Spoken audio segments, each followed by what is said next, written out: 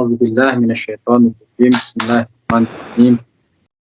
Alhamdulillah rabbil alamin wassalatu ala sayyidina Rasulillah Mustafa Muhammad alihi wasallam. La'natullah ala a'daihim ajma'in an ila yami yaumiddin. Amin ya rabbal alamin. Allahumma kulli walikal hujjatil insan sallallahu alaihi wa ala hadhihi sa'ah wa fi kulli sa'ah wa diyan wa hafidhan wa qaidan wa nasiran wa dalilan wa aina hatta tuskinahu ardaka taw'an wa tumatti'ahu fiha tawila birahmatika ya arhamar rahimin. Allahumma salli ala Muhammad wa ali Muhammad bil barakah. Qala amirul mu'minin li ibn Abi Thalib alaihi salam al-faqihu kullul faqih man lam yuqan an-nas min rahmatillah falam yu'yishum min rawhillah falam yu'minhum min makrillah. Amirul Mukminin Ali alaihissalam di dalam Nahjul Balaghah yang ke-90 bersabda bahwa sebenar-benarnya seorang faqih, ini faqih yang sesungguhnya, seorang faqih yang sempurna, seorang faqih yang paripurna adalah orang yang tidak memutuskan manusia dari rahmat Tuhan. Itu satu. Yang kedua, dan tidak membuat mereka berputus asa dari kasih sayang Tuhan. Dan yang ketiga, tidak membuat mereka aman dari makarnya Tuhan. Ada 3 sifat seorang faqih benar-benar dikatakan seorang faqih. Di dalam riwayat ini ada 3 sifat sehingga seorang faqih dikatakan benar-benar seorang faqih. Yang pertama, lam yuqannitin nasa min rahmatillah, tidak memotong manusia dari rahmat Tuhan, tidak menjauhkan manusia dari rahmat Tuhan. Itu satu. Yang kedua, walam yu'sishum min rawhillah, yang kedua tidak membuat mereka berputus asa dari kasih sayang Tuhan. Dan yang ketiga, tidak membuat mereka aman dari makar Tuhan.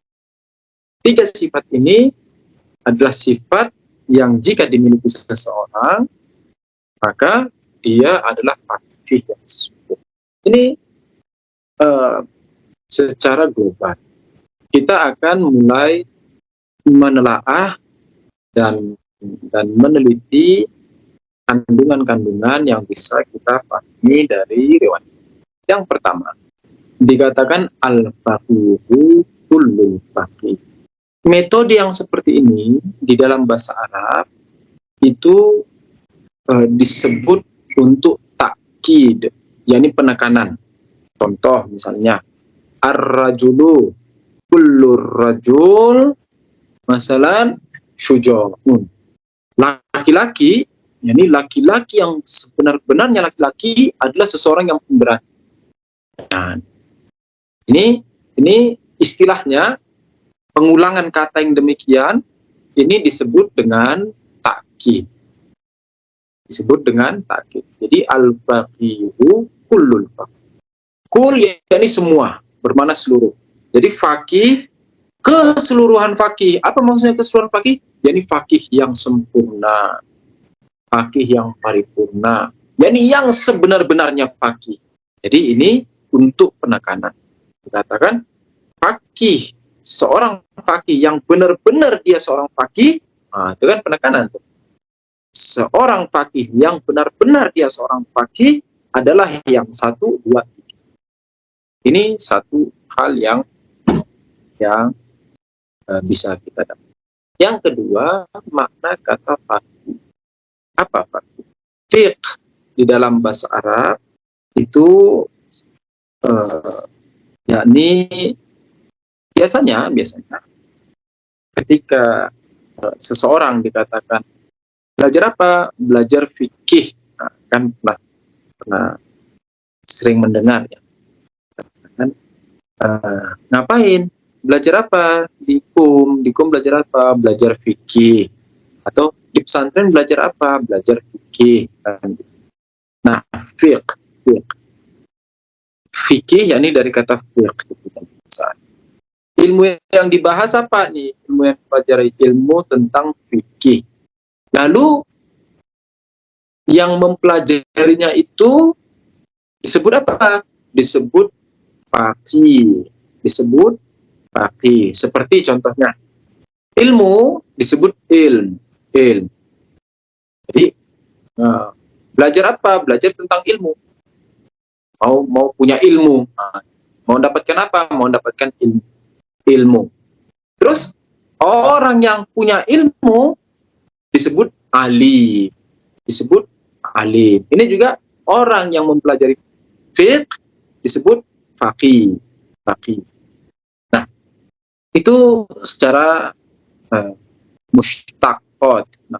Mushtaq yakni faqih itu diambil dari kata dasar. Fiqh. Ini orang yang mempelajari fikih disebut faqih. Ini satu. Yang kedua, fiqh itu sendiri apa? Fiqh itu bermakna istikhrajus syai'. Jadi fiqh itu bermakna mengambil sesuatu. Fiqh itu yakni bermakna mengambil sesuatu. Sehingga kenapa hukum fikih itu dikatakan fikih? Karena kita mengambil suatu hukum dari subro-kubro tuh, dari kaidah-kaidah usul atau dari kaidah-kaidah fikih yang lain, lalu kita menyimpulkan suatu hukum. Nah, itu disebut fikih. Dan orang yang mampu mengambil intisari hukum tersebut, orang yang mampu mengeluarkan hukum tersebut dari perangkat-perangkat yang ada, dialah yang disebut dengan faqih. Ini yang ketiga. Yang pertama tadi yang kedua faqih itu adalah orang yang mempelajari fikih, dan yang ketiga fikih itu yang mengeluarkan sesuatu dari hal yang sulit. Nah, lalu si faqih ini berarti orang yang mampu mengeluarkan suatu hukum dari kaidah-kaidah yang rumit. Yang keempat, ketika dikatakan faqih, sebenar-benarnya seorang faqih adalah yang 1, 2, 3. Nah, 1, 2, 3 ini apa? Yang pertama, tidak menjauhkan manusia dari rahmat Tuhan, tidak memutuskan mereka dari rahmat Tuhan. Yang kedua, tidak membuat mereka putus asa dari kasih sayang Tuhan. Yang ketiga, tidak membuat manusia aman dari makar Tuhan. Ya, dari sini dapat dipahami bahwa kerja seorang faqih, aktivitas seorang faqih yang sebenar-benarnya faqih itu adalah interaksi dengan sosial, yakni tabligh. Nah, kan gitu. Kenapa? Karena tiga-tiganya berkaitan dengan tabligh. Yang pertama, dikatakan jangan membuat manusia jauh dari rahmat Tuhan, terputus dari rahmat. Berarti apa? Ini jangan sampai ketika kita menyampaikan sesuatu, ketika seseorang itu mengajarkan sesuatu, malah membuat manusia itu jauh dari rahmat Tuhan. Berarti kan ini pekerjaan tabligh. Yang kedua, tidak membuat mereka putus asa dari kasih sayang. Ini juga pekerjaan tabligh. Yani apa? Yani kita harus bertabligh sehingga orang tidak berputus asa, masyarakat tidak berputus asa dari kasih sayang. Yang ketiga, tidak membuat mereka aman dari makar Tuhan. Ini juga pekerjaan tabligh. Jadi kita tidak akan memberikan nasihat dan kita tidak akan mengajarkan kepada masyarakat tentang hal-hal yang tidak apa-apa, kamu maksiat silahkan. Nah, tidak gitu. Aman. Tuhan itu wasiat rahmatuhu ala kulli syai'. Misalnya kita bilang rahmat Tuhan itu meliputi segala sesuatu. Jadi kalian maksiat saja, tidak apa-apa. Oh, enggak. Jadi pekerjaan seorang faqih dia berkaitan dengan tabligh, berkaitan dengan urusan sosial, berkaitan dengan urusan-urusan sosial masyarakat kalau bisa dikatakan. Ini yang kelima poinnya. Poin yang keenam. Ini memang lebih tepatnya, riwayat ini lebih tepatnya berkenaan dengan para pelajar agama. Jadi, setiap pelajar agama semestinya membaca riwayat. Jangan sampai ketika dia ceramah atau ketika dia mengajarkan sesuatu kepada orang lain, itu justru membuat manusia jauh Tuhan, membuat manusia jauh dari kasih sayang Tuhan, membuat mereka berputus asa, atau malah membuat mereka aman dari maksiat. Sebagaimana hal ini terjadi di zaman-zaman sebelumnya. Di zaman-zaman terdahulu, ada yang dikenal istilahnya dengan ulama kerajaan atau ulama kesultanan atau ulama istana. Gelaran ini adalah gelaran buruk di zaman dahulu. Gelaran ini adalah gelaran buruk. Jadi ketika dikatakan si fulan itu dia ulama istana, dia ulama kerajaan, dia ulama kesultanan, maka ini bukan predikat yang baik, tetapi ini predikat yang buruk. Apa maksudnya? Yakni si fulan itu dia akan menghalalkan semua fatwa-fatwa, dia akan memberikan fatwa-fatwa yang menghalalkan segala hal untuk kerajaan, untuk istana, untuk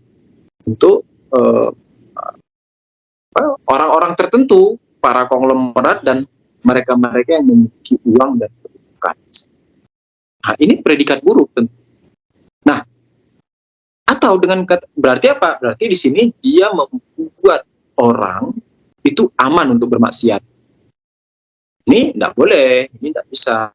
Sebagaimana kalau kita mendengar bahwa di zaman dahulu itu zaman di masa kekristenan ya, kalau tidak salah itu, di mana dikeluarkannya surat penebusan dosa, istilahnya begitu. Jadi dikeluarkannya surat penebusan dosa.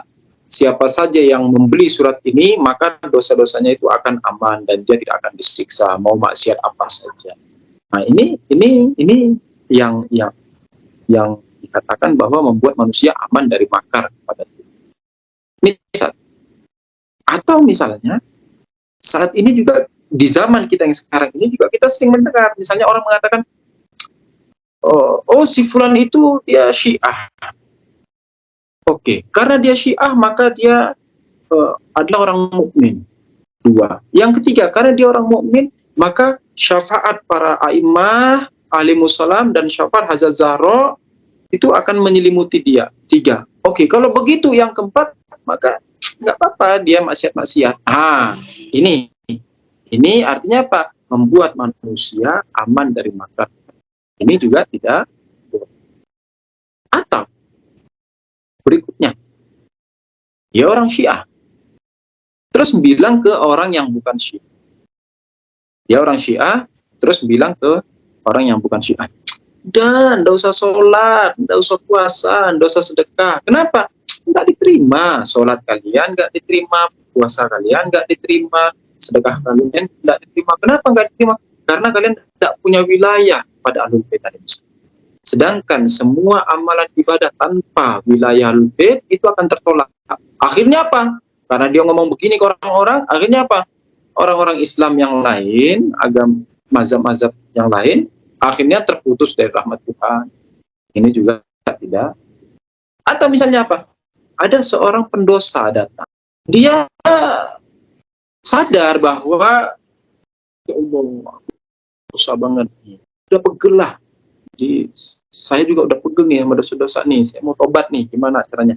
Datanglah sama seorang ustadz nih, datanglah ustadz, dan si ustadz ini apa pula dia bilang? Kata si ustadz ini, udahlah, Yusuf, udah, Yusuf, nggak usah apalah kau sok-sok mau tobat, pintu tobat sudah tertutup untuk kau sudah sudah banyak menyakiti orang lain. Akhirnya apa? Akhirnya Yusufnya, aduh, udahlah kalau pintu tobat sudah tertutup, ya udah sekalian aja, aku habisin aja semua orang-orang ini. Jadinya begitu. Itu apa? Itu karena si Ustadz tadi membuat si Yusuf itu putus dari rahmat Tuhan. Padahal ya kita memang akan menyalahkan, tetap menyalahkan masyarakat. Kita akan menyalahkan orang tersebut. Kita akan menyalahkan si Yusuf tersebut. Kita akan bilang, kenapa kamu putus asa dari rahmat Tuhan? Tapi dia akan menjawab, ya karena saya datang ke Ustadz itu. Saya datang ke Ustadz A, si Ustadz A bilang pintu rahmat udah ketutup untuk saya, dan saya tidak ada jalan untuk selamat di akhirat sana. Ya udah sekalian saja, ngapain terus saya baik-baik. Kan jadinya begitu. Mungkin orang akan bilang, kenapa kamu percaya sama dia? Misalnya, kenapa kamu percaya sama dia? Si Yusuf akan mengatakan, ya karena dia Ustadz, dia pelajar agama. Kalau saya nggak percaya sama dia, terus saya mau percaya sama tukang daging di pasar. Kan si Yusuf bisa ngomong. Jadi artinya apa? Kalau seandainya si ustadznya saja tidak bisa dipercaya, terus saya mau percaya sama siapa lagi nih? Terus perkataan Tuhan saya harus dengar dari siapa ini? Terus penjelasan agama yang benar saya harus percaya dari siapa? Dari sini melazimkan yang namanya ustadz, yang namanya pelajar agama, yang namanya penyampai hukum-hukum agama, dia itu bertindak sebagai wakil-wakil Tuhan. Dia itu bertindak sebagai cerobong Tuhan, sebagai mercusuar Tuhan tuh. Artinya apa? Artinya jangan sampai yang dia sampaikan itu, yang dia ajarkan itu justru membuat orang jauh dari Tuhan. Dia harus amanah dalam tugas ini. Amanahnya gimana? Amanahnya ketika dia tahu bahwa pintu Tuhan, pintu rahmat Tuhan itu tidak pernah terputus, ya sampaikan pendosa apapun yang datang, sampaikan bahwa pintu rahmat Tuhan tetap buka. Atau di sisi lain, sedekat apapun kita dengan orang tersebut, kalau dia melakukan dosa, katakan kamu tidak aman dari maksiat Tuhan, dari azab Tuhan. Jadi dua sisi nih. Misalnya, sekesal apapun kita kepada si Alif, atau misalnya sejauh apapun atau setidak akrab apapun kita kepada si Alif, tapi ketika dia datang kepada kita dan meminta jalan untuk kembali kepada Tuhan, kita harus sampaikan. Jangan justru selama dia nih, ya udah, biar aja sekalian, ya, gak usah punya jalan tobat. Wah, langsung dibilang, gak usah tobat. Orang seperti kamu nih nggak ada jalan. Ini tidak bisa. Atau sebaliknya, sedekat apapun si orang tersebut kepada kita, jangan justru kita bilang, ya udah karena dia dekat, aku nggak bisa nih bilang, misalnya ya, ada teman akrab banget nih, teman dekat banget, terus karena teman dekat banget, terus misalnya melakukan kesalahan dan sebagainya, dan kita tahu dan di depan kita dia melakukan kezaliman, misalnya menzalimi orang lain atau mengambil hak.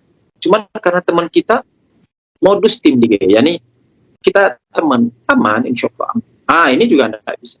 Jadi harus balance. Seorang fakih, seorang pelajar agama, seorang yang membawa embel-embel penyampai risalah Tuhan, penyambung lisan-lisan Nabi, yakni para ulama ini, para ustadz ini, mereka harus balance, mereka harus adil, mereka harus imbang, tidak kanan, tidak kiri, yakni pas di tengah.